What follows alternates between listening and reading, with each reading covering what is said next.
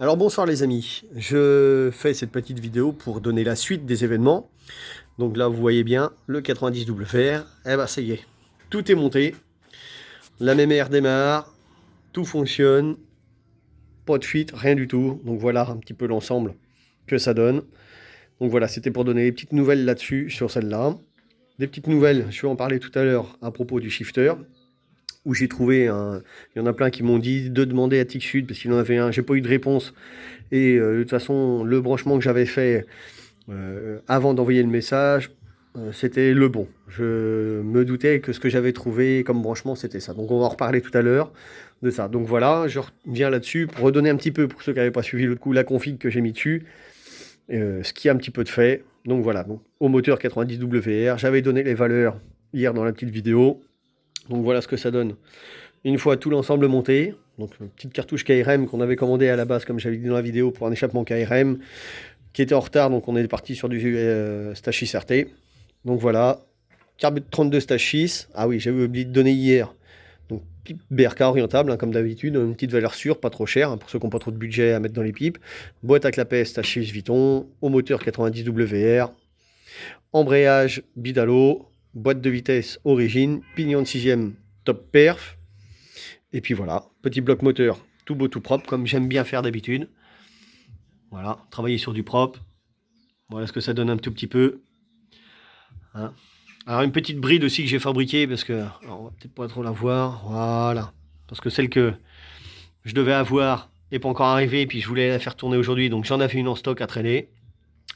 Donc voilà un petit peu, il me reste plus que la chaîne à mettre, et puis ça sera les premiers tours de roue, pas demain parce que c'est le jour du Seigneur. Mais lundi, je pense. Le filtreur devait arriver normalement hier, il n'est pas arrivé. Donc voilà. Donc il me reste plus que ça à faire. Elle a déjà pris un petit 15 minutes de rodage, tranquillement, mise en route, tout ça aujourd'hui. Donc il n'y a pas eu de souci. Donc là-dessus, c'est réglé. Et puis oui, si, pour dire que c'était ceux qui n'avaient pas suivi, allumage PVL, Stachys. Donc là-dessus, voilà, l'affaire est classée. Plus qu'à faire rouler la mémère, la régler. Et puis après, il restera à son propriétaire deux, trois petits trucs à peaufiner, plaquettes les leviers de frein, d'embrayage, tout ça, peut-être des plaquettes, des machins, des petites conneries à voir. Donc ça, là-dessus, c'est fait. Après, aujourd'hui, on a été faire aussi rouler, et le propriétaire Quentin a validé ça. On a été faire rouler le proto, donc c'est bon. Le shifter tel que j'avais branché et que j'avais cherché, il fonctionne. Alors moi, je vais donner le branchement que moi j'ai fait et qui est le bon.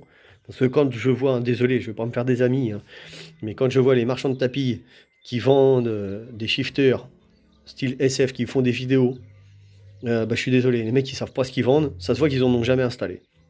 Donc voilà, moi je vais repartir sur ce que j'avais dit, le branchement qui était sûr.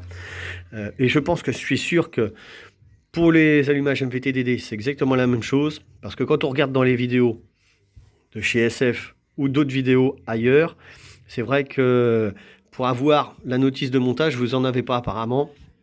Pour les SP électroniques, hein, sur tige à pousser comme ça, ou sur sélecteur ou autre chose, vous avez juste, alors un truc qui est marrant chez SF, c'est que vous avez juste en bas, quand vous descendez la page, vous avez juste 3 modes de réglage différents, mais vous n'avez pas le branchement.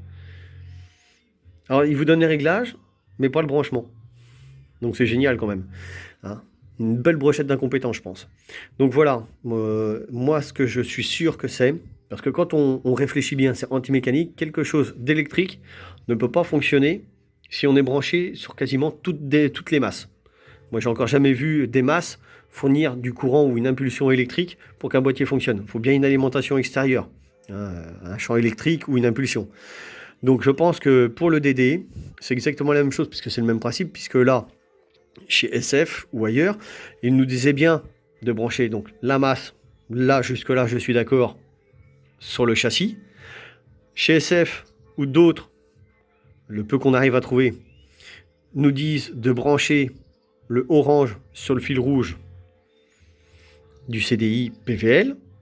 Alors je pense que sur les allumages MVTDD, c'est le rouge, le blanc et noir, voilà.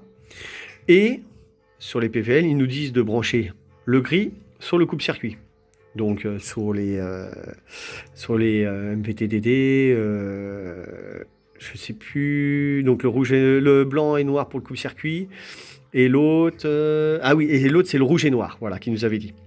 Le orange, excusez-moi, le orange sur le rouge et noir et le gris sur le noir et blanc. Eh ben non, ça peut pas fonctionner ça. Moi, le branchement que j'ai fait, donc pour ceux qui voudraient brancher un shifter de ce modèle-là, hein, que ce soit tige à pousser ou autre chose, sur un PVL. Donc là, faites pas attention au COS parce que justement, j'attendais de savoir si c'était bon ou pas pour refaire le câblage correctement.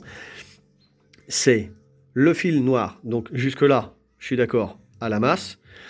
Le fil orange, parce qu'en plus dans leur vidéo, ils disent un fil rouge, donc il doit être daltonien. Le fil orange, sortie bobine, donc vous le branchez sur la bobine, et le fil gris sur le fil bleu du boîtier CDI. Fil orange, fil bleu bobine, fil gris, bleu boîtier CDI. Et là, ça fonctionne.